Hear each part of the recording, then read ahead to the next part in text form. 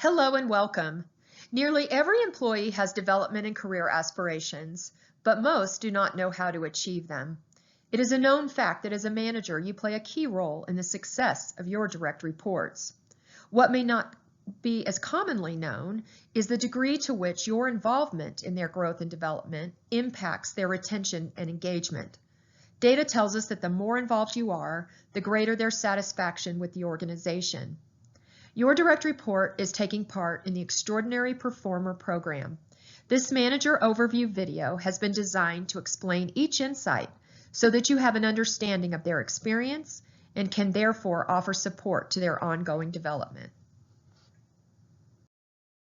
Each part of this development experience is grounded in the empirical research of Zenger-Folkman. Who is Zenger-Folkman? Zenger-Folkman is a leadership, research, and development firm with a clear approach to development.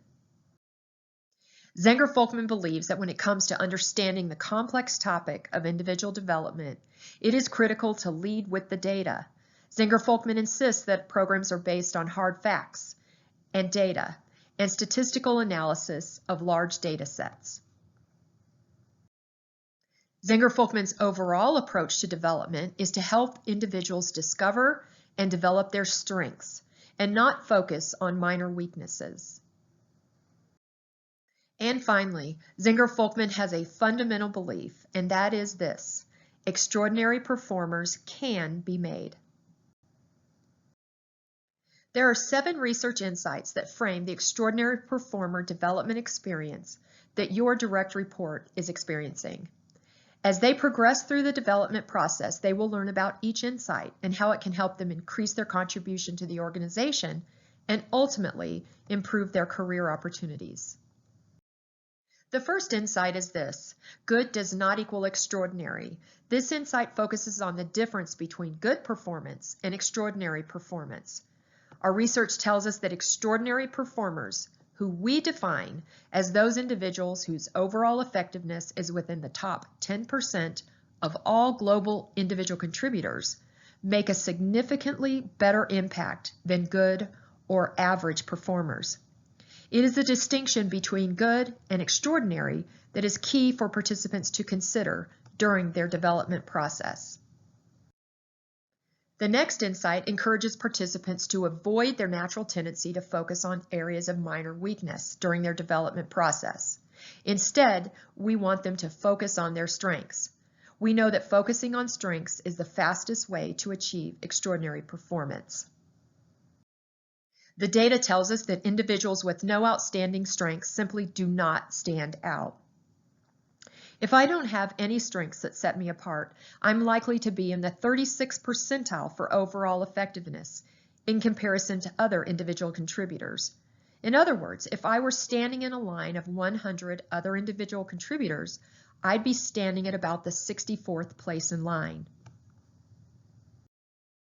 If I were to add just one profound strength, the data shows that on average, I would jump up to the 63rd percentile. I have now moved up to 37th in line. This is a huge gain in effectiveness. And if I were to add more strengths, my effectiveness would go up even more. With 3 strengths, I am likely to be rated in the 79th percentile, that is 21st in line. And with 6 profound strengths, I am in the 88th percentile, which is about 12th in line. The approach we want participants to learn is that extraordinary performance means becoming extraordinary at a few things. Most people find this a very encouraging and hopeful message. There are times, however, when a person must focus on a weakness. Participants learn that focusing on improving a weakness is the right approach if they have what we call a fatal flaw. A fatal flaw is not simply a rough edge or slight weakness.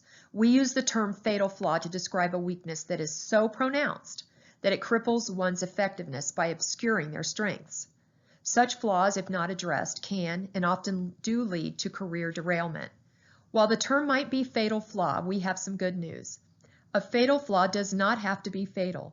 It can be fixed, and individuals can move on to focus on developing their profound strengths. Here is what we know. Extraordinary performers have weaknesses. They are not perfect or even good or average at everything. So what sets them apart? Extraordinary performers possess a few profound strengths in competencies that matter. So then the next obvious question is, what are the competencies that matter? In one of our larger, more extensive research projects, Zenger-Folkman researchers leveraged the database to answer this very question.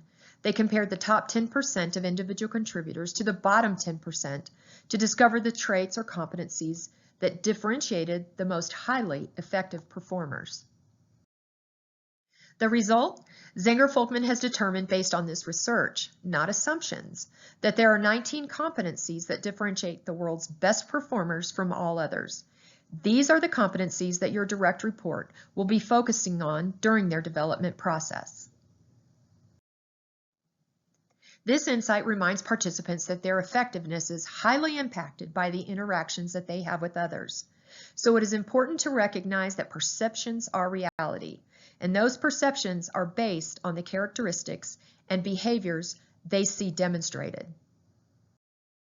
If we lived in an ideal world, people would look at all of our traits and behaviors, weigh them equally and carefully, and form a completely objective impression of us. But people do not operate this way. Perception is so powerful because we tend to operate this way. We notice one significant thing about a person's behavior, and that one thing influences how we view the person's other traits. Perception works in both the positive and negative directions.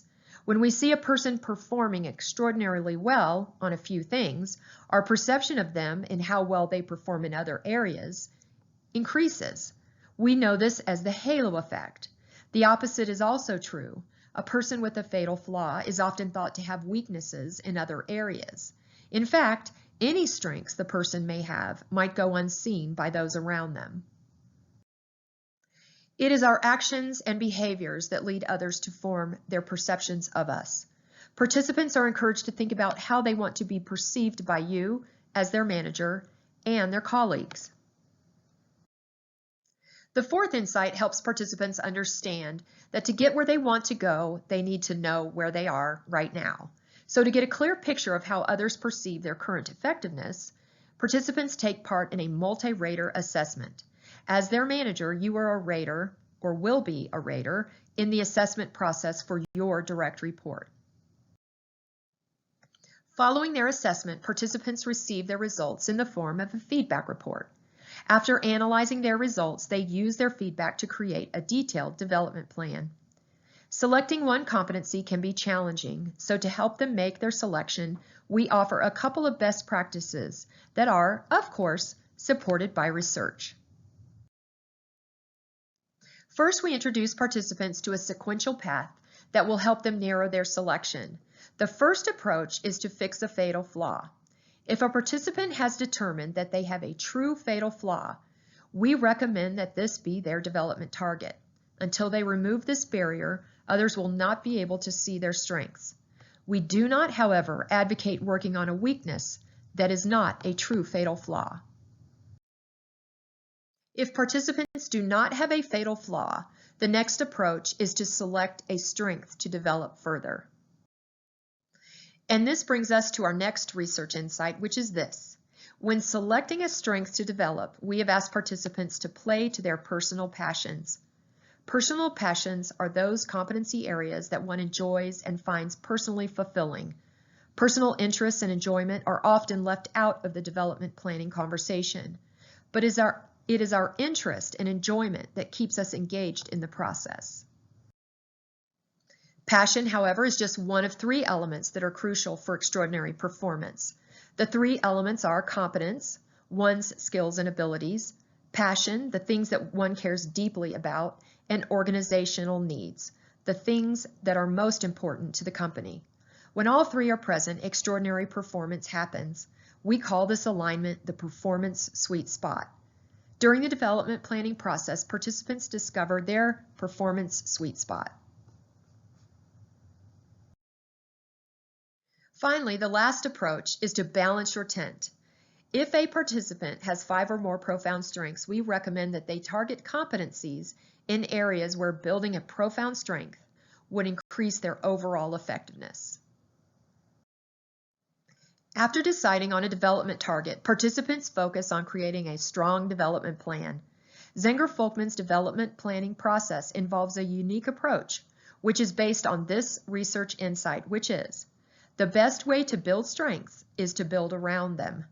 Athletes know the value of building around their core strengths through cross-training. For example, gold medal swimmers will swim practically every day, but to build endurance and lung capacity, their training often includes things like running, weightlifting, yoga, Pilates, and really any number of other activities to excel in their core competency, which is swimming. Zenger-Folkman discovered a similar approach to development. Their research found that there are, in fact, cross-training behaviors associated with the 19 differentiating competencies. These cross-training behaviors are called strengths builders. We call them strength builders because they are the behaviors that will increase effectiveness within a specific core competency. Participants in the Extraordinary Performer Development Experience receive the Strength Builder Development Guide that outlines this research for all 19 differentiating competencies. As part of their development planning process, participants select a strength builder associated with their selected competency. Participants then move on to complete a detailed personal development plan. The framework for the program's development plan is based loosely on the concepts of PEAK, Secrets from the New Science of Expertise, by Anders Ericsson and Robert Poole, as well as Atomic Habits by James Clear. It is a detailed plan that outlines specific actions and behaviors, implementation details, personal reflection goals, and a timeline for reevaluating their progress. Your manager support packet has a sample development plan and a blank development plan that you might find helpful when working with your direct report. The final research insight that frames the Extraordinary Performer Development Experience is to enlist the support of others. We know that the more people that the participant involves in their development, the more likely they are to be successful. To support this insight, participants are given a list of best practices as next steps. One of these next steps is to share their development plan with their manager. As was already mentioned, research shows that as their manager, you are the most important influencer of their development success. Your direct report has received a worksheet to help them prepare for this discussion with you. To support you, you are receiving this video and a manager support packet. This packet contains a few simple things that we believe you will find useful in leading an effective development discussion and supporting the long-term development of those you lead. In closing, we know that your participants will find their Extraordinary Performer Development Experience engaging and uniquely valuable. And with your support, we believe they will be successful in their quest to rise above good to become an extraordinary performer.